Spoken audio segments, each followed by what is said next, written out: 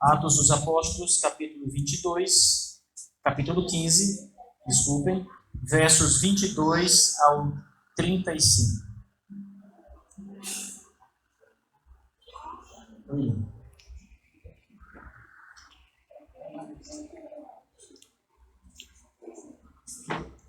Vamos agora, mais uma vez, ouvir a leitura da palavra do Senhor.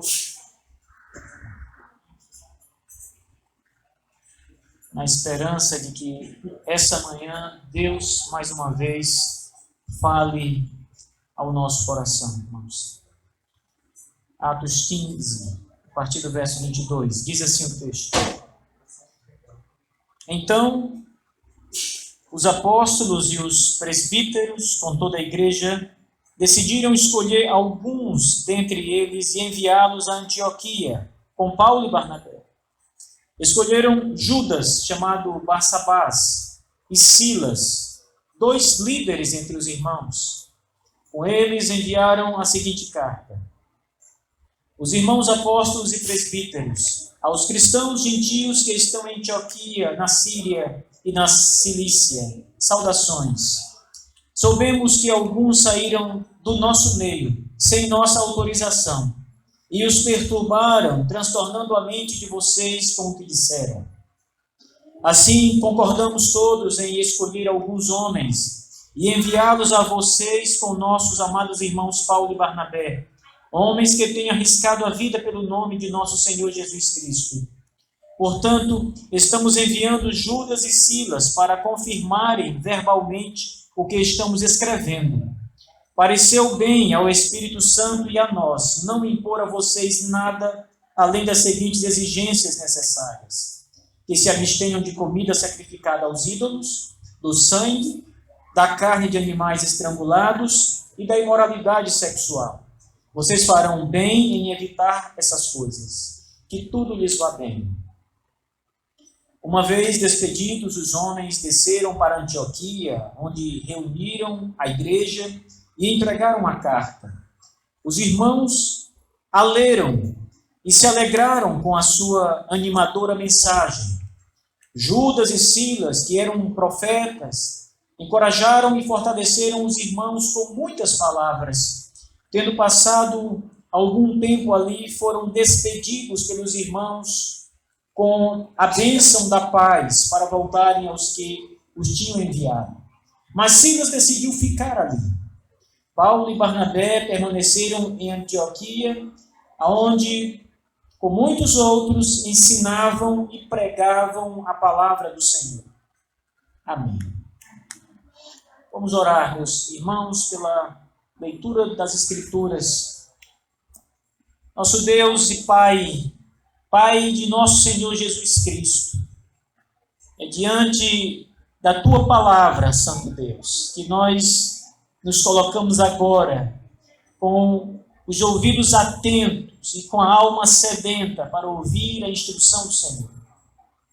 Fale conosco, ó Deus, que o Teu Espírito Santo possa, de fato, nos ensinar nessa manhã toda a verdade, tudo o que nós precisamos ouvir para a glória e para a honra do Senhor e para a edificação de toda a Tua igreja que se reúne.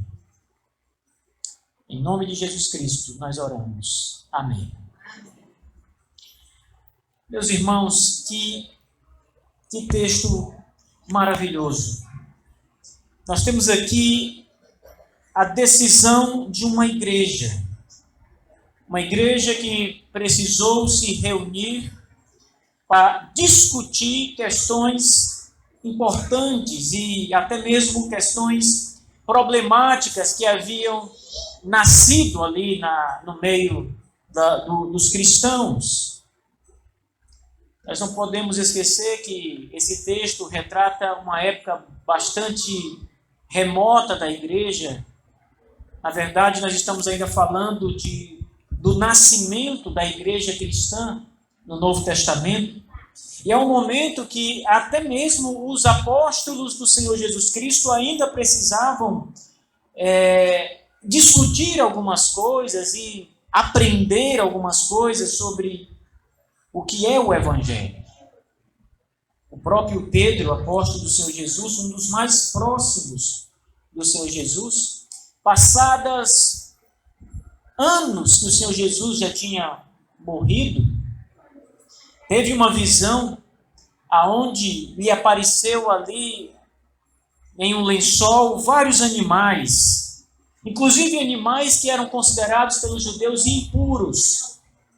E uma voz do céu, que era a voz do Senhor, lhe dizia: Pedro, mata e come. Mas Pedro, como um bom judeu, se recusou a comer os alimentos impuros que Deus estava lhe mandando comer naquele momento. A lei cerimonial daqueles dias, ou seja, a lei religiosa dos judeus, lhes proibia comer aqueles alimentos realmente. Está lá nas escrituras do Antigo Testamento. Mas Deus estava abolindo aquela lei, mostrando a Pedro e a nós hoje que aquelas leis elas haviam se encerrado com a chegada de Jesus Cristo e que aquelas próprias leis elas eram apenas sombras do próprio Senhor Jesus Cristo, que é o cumprimento das leis. De modo que abdicar daquelas coisas não era mais necessário. Mas Pedro ainda não tinha esse bom conhecimento, irmãos. Por isso que é importante entender que este livro de Atos não se trata aqui de uma briga da igreja. Se trata de um momento de crescimento da igreja, onde questões estavam sendo definidas, decididas naquela igreja e que tiveram efeito em todo o cristianismo a partir de então. Como nós vimos em algumas pregações atrás, lá em Antioquia, onde estava Paulo e Barnabé como missionários pregando a palavra de Deus, alguns cristãos que vieram lá de Jerusalém, onde estavam os apóstolos Tiago e outros mais, o centro da igreja naquele momento, alguns judeus que haviam se convertido a Jesus Cristo, ainda tinham aquela mesma mentalidade antiga de Pedro, talvez até mais, talvez eram ainda mais judeus do que o próprio Pedro naquele momento. Esses cristãos judeus foram até Antioquia. E ao chegar em Antioquia, eles se apresentaram como sendo enviados de Jerusalém. E eles estavam ali discutindo com aquela igreja, com aqueles irmãos, e dizendo àqueles irmãos que eles precisavam, além de crer em Jesus Cristo, se circuncidar. Ou seja, passar pelo ritual da circuncisão, senão eles não poderiam ser salvos. Eles diziam isso. Portanto, eles estavam ali impondo uma carga naqueles irmãos e dizendo: olha, além da fé em Cristo, vocês precisam fazer algo mais, que é passar pelo ritual. Se vocês se recusarem a passar por esse ritual, vocês não podem ser salvos. Eles criam, então, irmãos, no frigir dos ovos, eles criam que a circuncisão era o essencial, e não a fé em Cristo. Se não forem circuncidados, não podem ser salvos. Isso está aqui no discurso do capítulo 15 de Atos dos Apóstolos. Mas Paulo e Barnabé pregavam exatamente o contrário disso. Paulo e Barnabé diziam: não é necessário circuncisão. Crê somente. É a graça de Deus que nos salva. É Cristo quem é o Salvador. Não é necessário mais impor cargas judaicas. É necessário confiar em Jesus Cristo. É necessário crer em Jesus Cristo. E sua graça é suficiente. Houve tumulto. Houve bate-boca, houve questões ali, de modo que aquela igreja ficou sem saber o que fazer. Paulo diz uma coisa, mas esses irmãos que vêm lá de Jerusalém, do centro da igreja, foram enviados pela igreja, estão aqui e dizem outra coisa. E ficou então aquele impasse. A solução foi irem a Jerusalém.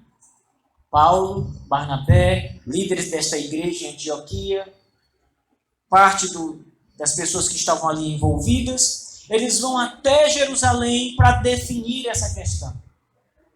Afinal de contas, era necessário circuncidar? Era necessário ainda participar dos rituais judaicos? Isso era necessário para a salvação? Essa era a grande questão. Ao chegar em Jerusalém, eles apontam todas as questões. A Bíblia diz que a igreja toda de Jerusalém, com os apóstolos e os presbíteros e todo o povo, estava ali reunido, ouviram as questões. Pedro, um dos líderes apostólicos, se levanta, fala, dá o seu testemunho, lembra do acontecido na casa de Cornélio, quando ele viu ali os animais e foi-lhe ordenado, como entende a mensagem de Deus. Depois o próprio Paulo e Barnabé falam das grandes coisas que o Senhor Jesus Cristo tem feito ali no meio deles, como Deus tem agido de maneira graciosa e vidas têm sido salvas ali. E depois Tiago pede a palavra para falar. Tiago então fala, diz que não é necessário impor cargas sobre os gentios, ou seja, Tiago diz não é preciso circuncidar, mas Tiago coloca algumas observações importantes para os gentios ali, visto que a comunidade de judeus e até mesmo novos judeus que haviam ingressado na igreja há pouco tempo, ainda precisava de mais algum tempo para se conformar ao cristianismo, para entender a mensagem do evangelho. E Tiago pede, não dá uma ordem, mas Tiago pede que eles ajam com amor cristão para com os irmãos judeus que ainda não compreendiam certas coisas. E diz, abstenham-se de comer carne sacrificada a ídolos. Não comam. Não provoquem escândalos. Abstenham-se de comer animais que foram mortos, estrangulados e que não tiveram seu sangue derramado. Abstenham-se de comer sangue. E abstenham-se de imoralidades sexuais. Essas são as colocações que Tiago faz. As duas colocações importantes aqui é a colocação de não comer animais sufocados, que foram mortos por sufocamento, e não comer sangue. Mas Tiago, na sua observação, lembra que ele está pedindo isso porque os judeus sempre fizeram isso. Sempre se abstiveram de comer alimentos dessa natureza. E para não provocar uma briga ou uma guerra, os cristãos deviam agir com amor para com esses cristãos judeus que ainda não entendiam essas coisas. Na verdade, é uma atitude de prudência, e assim foi decidido fazer. Dito isso, irmãos, a igreja em Jerusalém, resolvendo a questão, resolvendo o problema, decide enviar uma carta, como nós vimos aqui no verso 22, para as igrejas que estavam passando por esse problema. Era a igreja de Antioquia, lá na Síria e na Cilícia. A carta servia para esclarecer e servia como um parecer dos apóstolos e dos presbíteros que eram líderes da igreja ali em Jerusalém. E aqui nós temos essa carta que foi enviada. Essa manhã, irmãos, embora a introdução tenha sido aqui bem longa, mas eu acho que bem necessária para a gente entender o contexto, mas nessa manhã eu gostaria de tratar com vocês sobre a autoridade da Igreja de Jesus Cristo. A igreja enquanto povo, enquanto mais do que instituição, as pessoas que tomam decisões e que deliberam decisões na igreja. O que eu quero começar dizendo para os irmãos é que todas as decisões que são tomadas na igreja, quando a igreja se reúne, por exemplo, numa assembleia para deliberar sobre determinadas questões, tomar decisões, e às vezes é necessário que a igreja se reúna para tomar decisões importantes, como, por exemplo, decisões que estão relacionadas à economia da igreja, fazer uma construção, comprar um imóvel, reparar um imóvel, enviar dinheiro para algum missionário para o seu sustento e coisas desse tipo. As finanças da igreja são usadas na obra do Evangelho, na obra necessária do Evangelho, mas todas as decisões, elas são tomadas, pelo menos entre os batistas, de uma forma congregacional, aonde a igreja vai tomar essa decisão. Mas, além disso, a igreja também delibera e toma decisões de outra natureza, como, por exemplo, decisões relacionadas à doutrina. Se nós temos aqui na igreja algum problema doutrinário que está sendo ventilado entre os irmãos, coisas que estão surgindo no meio dos irmãos, a igreja, enquanto povo, enquanto instituição, tem o poder e a autoridade dada por Cristo Jesus para decidir estas coisas mediante a instrução da palavra de Deus. E não foram poucas as vezes na história que a igreja de Cristo, uma igreja local como essa, precisou deliberar sobre questões importantes, porque heresias estavam entrando na igreja,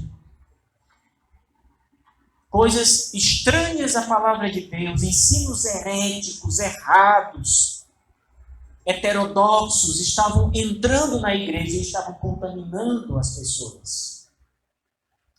Isso tem que ser parado, irmãos.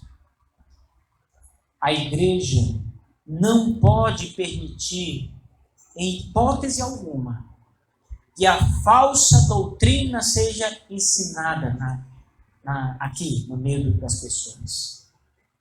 E quando há alguma pessoa dentro da igreja, entre os irmãos, comece a falar sobre coisas estranhas, os presbíteros da igreja devem silenciar essa pessoa. Quando eu falo silenciar, eu não estou falando em matar. Estou falando que essa pessoa não deve ser ouvida pelos demais. Essa pessoa não deve ensinar na igreja. Se ela tem um cargo, esse cargo deve ser retirado dela. Se ela prega, ela não vai mais pregar na igreja. E ela deve ser exortada a mudar de opinião, de posição. Caso contrário, a igreja precisará retirá-la do rol de membros, excomungá-la, em outra palavra. Esse poder que a igreja tem foi dado por Cristo Jesus. Não é um poder do pastor, é um poder da igreja. A igreja, entendemos, ela é guiada pelo Espírito Santo. E ela tem o poder de Deus e a direção divina e as Escrituras para agir com mais rigor quando é necessário. Toda essa reunião que nós vimos em Atos foi para discutir sobre doutrina e sobre costumes culturais e sobre deliberações muito importantes porque estavam nas Escrituras do Antigo Testamento. Não eram coisas fáceis de se discutir, mas a igreja tinha o poder para tomar essas decisões. E sabe, irmãos, a igreja, ela envia pessoas como representantes legais dela. O pastor, ele é um representante da igreja. O presidente da igreja é um representante da igreja. Os presbíteros da igreja são representantes da igreja. E quando eu falo aqui de representantes da igreja, eu estou falando de representação oficial. São pessoas que podem falar pela igreja, que têm autorização da igreja. e que o que elas falam sobre a igreja é como se fosse a igreja falando. É diferente, por exemplo, de um irmão qualquer.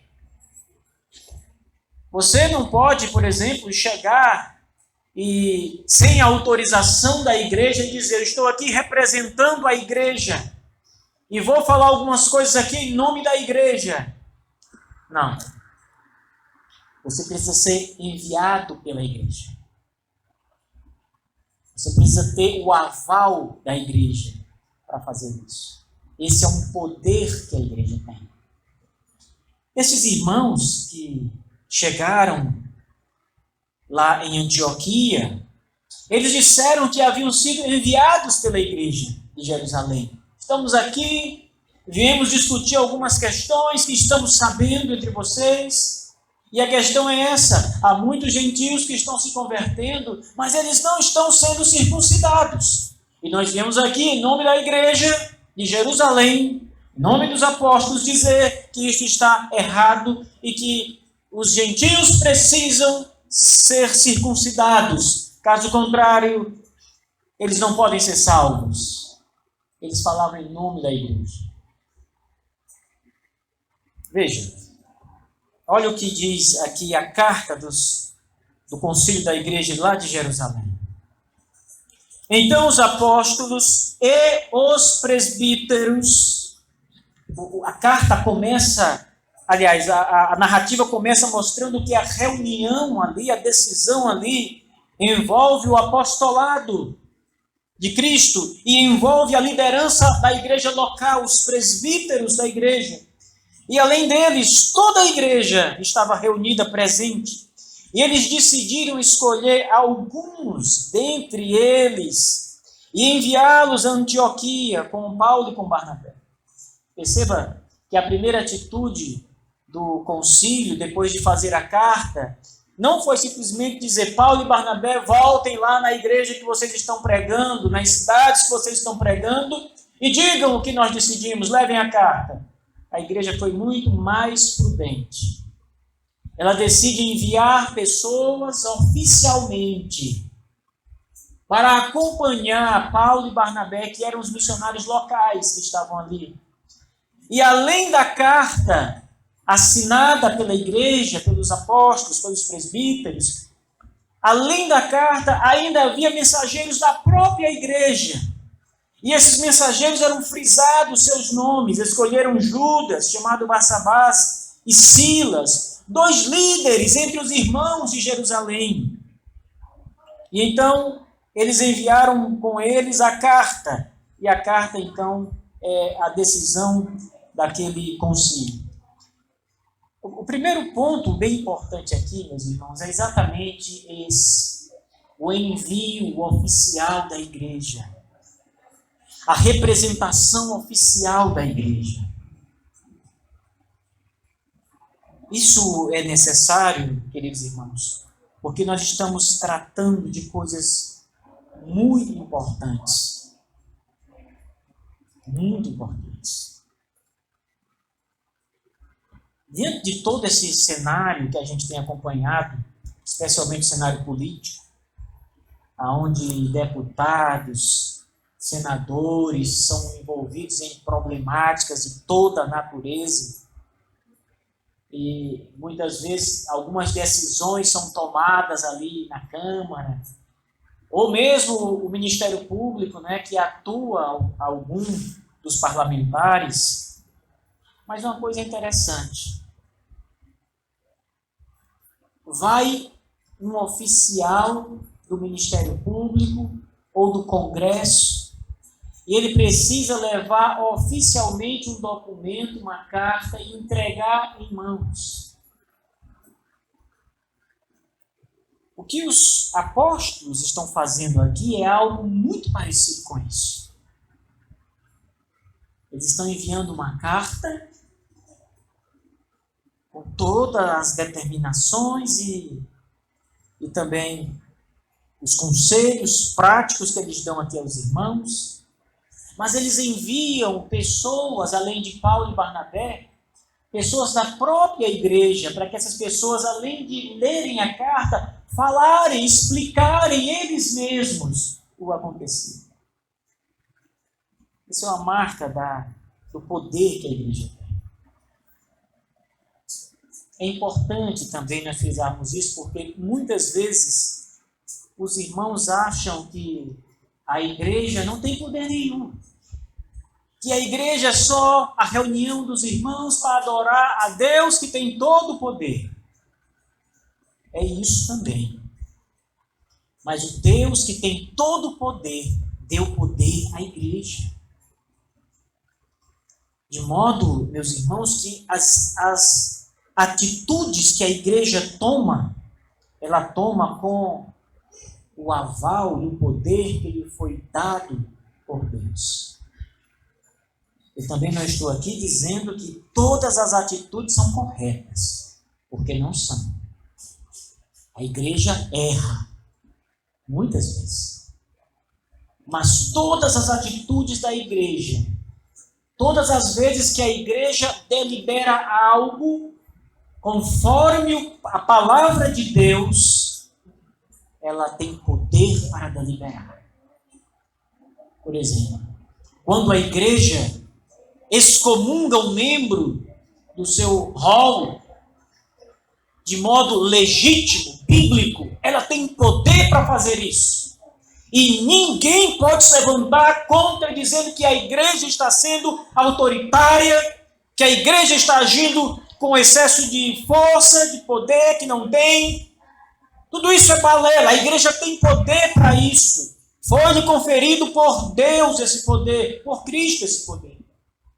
Agora, quando a igreja age de modo contrário à palavra, o modo que a palavra de Deus não lhe assegura, esse poder não lhe foi dado. É por isso, irmãos, que todo o poder da igreja, ele tem que ser canalizado conforme a palavra de Deus.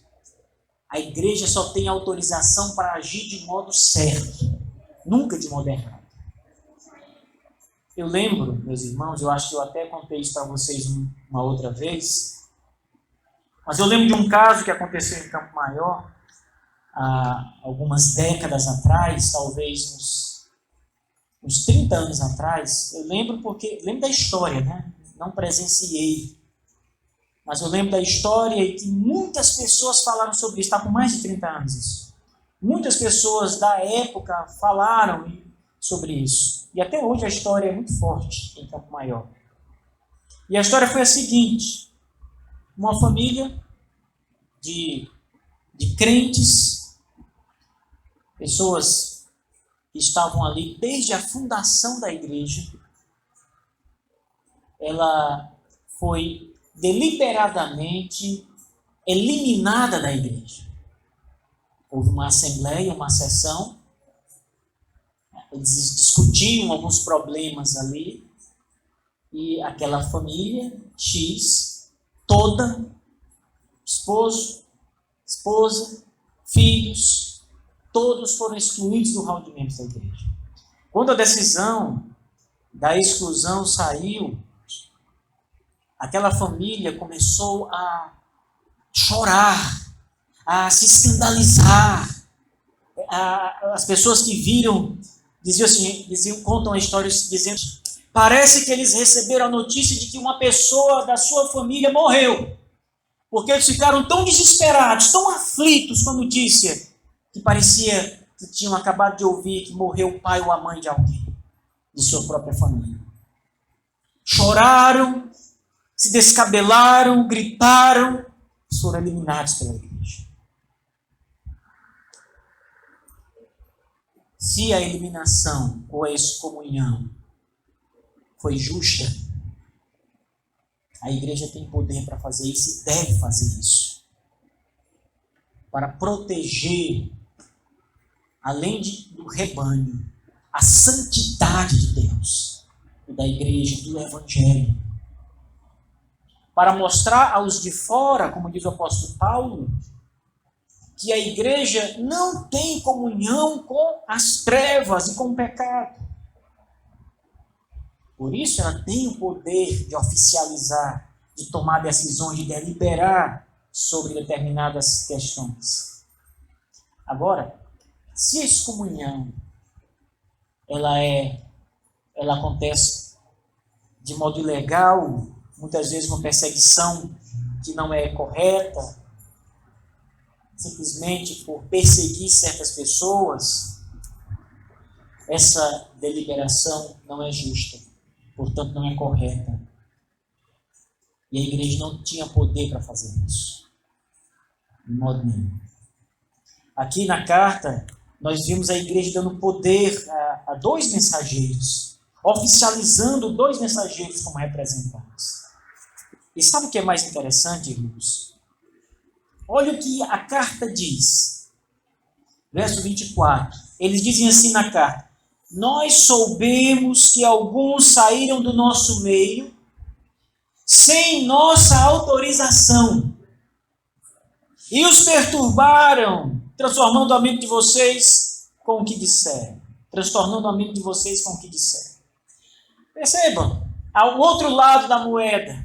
Primeiro eles estão dizendo, estamos mandando pessoas daqui da igreja, estamos oficializando homens como representantes da igreja de Jerusalém, para levar uma carta até vocês, são representantes da igreja.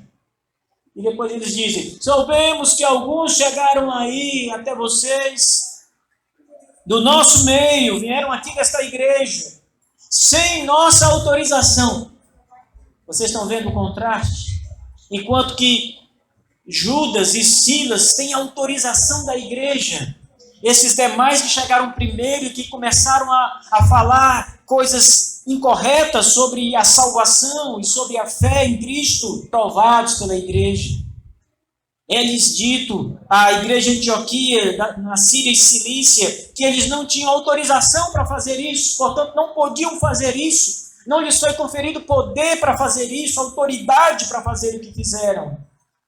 A igreja tem poder, irmãos.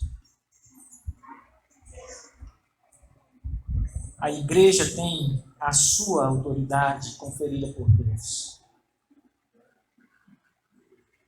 Deixa eu arrematar essa história, porque como nós já frisamos muito bem na última pregação, o significado das exortações que Tiago dá aqui, não vou repeti-las hoje. Mas é importante frisar aos irmãos, para encerrarmos esta mensagem, sobre esse poder que a igreja tem, que lhe foi conferido por Deus. Nós nos reunimos, como eu mencionei no começo, e deliberamos sobre nossas decisões, o que nós vamos fazer. Mas lembrem, tudo que nós fizermos, qualquer natureza, seja referente às questões eclesiásticas, teológicas, ou referente a questões mais voltadas ao patrimônio da igreja, ou às economias da igreja, todas as deliberações da igreja, todas as decisões que nós tomarmos, precisamos tomá-las com toda a seriedade e com toda a justiça, irmãos. Porque nós temos poder, lembre.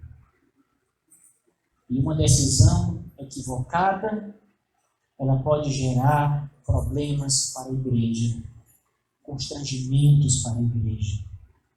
E muitas vezes, irmãos, esses constrangimentos podem levar a coisas piores.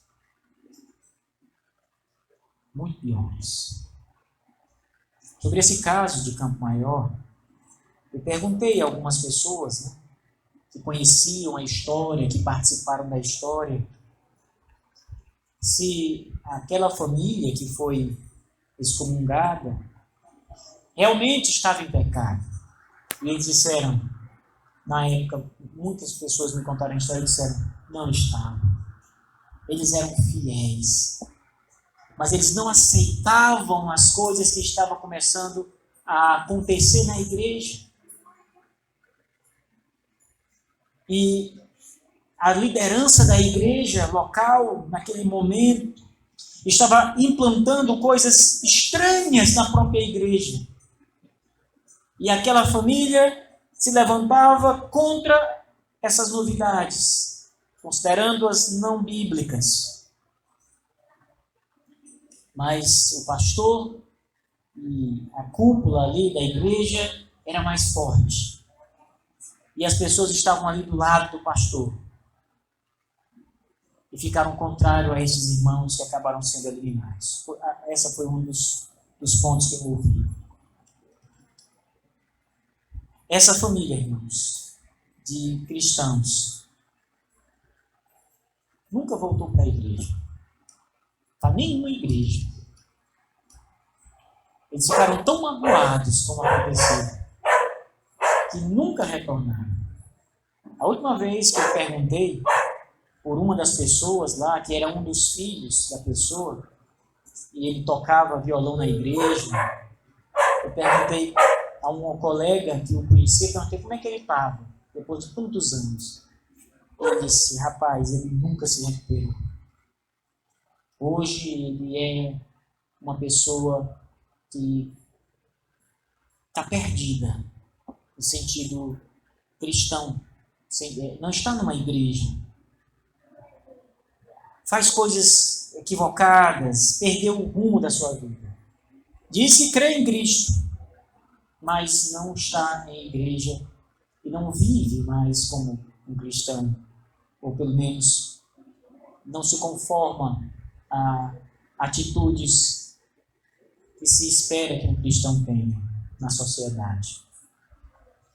É muito difícil, irmãos, quando se toma uma atitude equivocada.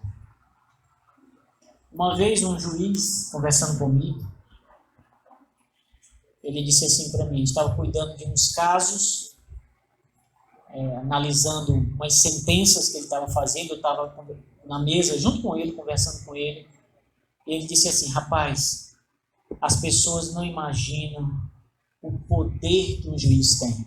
Ele não estava falando isso para se gabar, mas é que com uma caneta na mão, ele sentencia a vida de uma pessoa.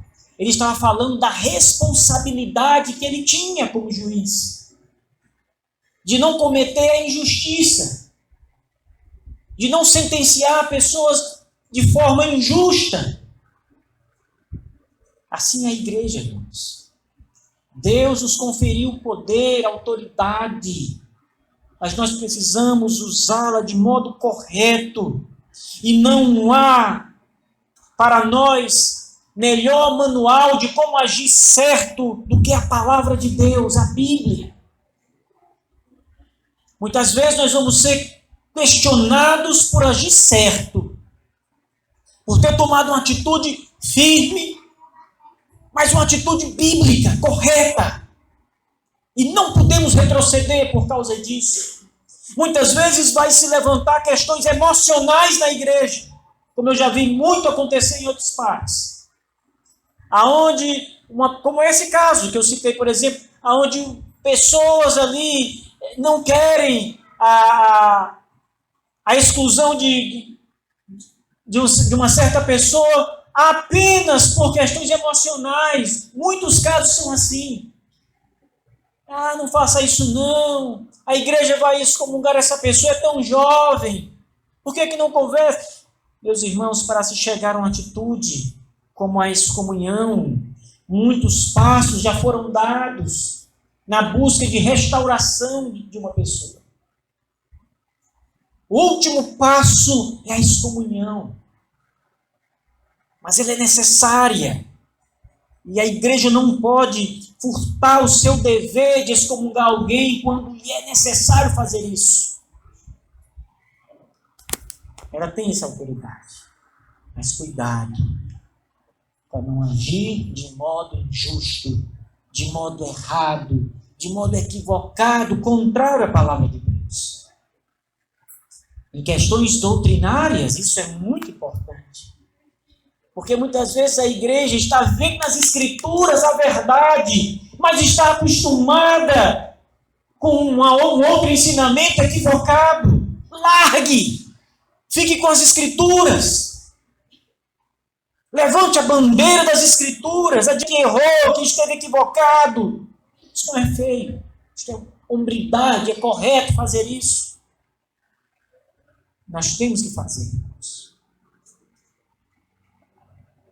Em toda e qualquer deliberação da igreja, em todo e qualquer papel de autoridade que é conferido à igreja, a igreja tem que agir com justiça. A igreja tem que agir com amor, mas agir com justiça. E eu quero terminar essa pregação, irmãos, exortando vocês a usarem de maneira sensata, justa, o poder que Deus lhes conferiu enquanto igreja. Não hajam por partidarismo, não hajam por vanglória, procurando glória pessoal, não hajam como donos da igreja, hajam sempre firmados na palavra, nas Escrituras. Toda e qualquer decisão que vocês tomarem, vocês precisam tomar conscientes e embasados na Bíblia. Somente assim. Somente assim. E lembrem, Deus lhes conferiu essa autoridade. Amém. Vamos ficar de pé, irmãos, vamos orar, encerrando o culto, mas logo em seguida temos a escola bíblica dominical.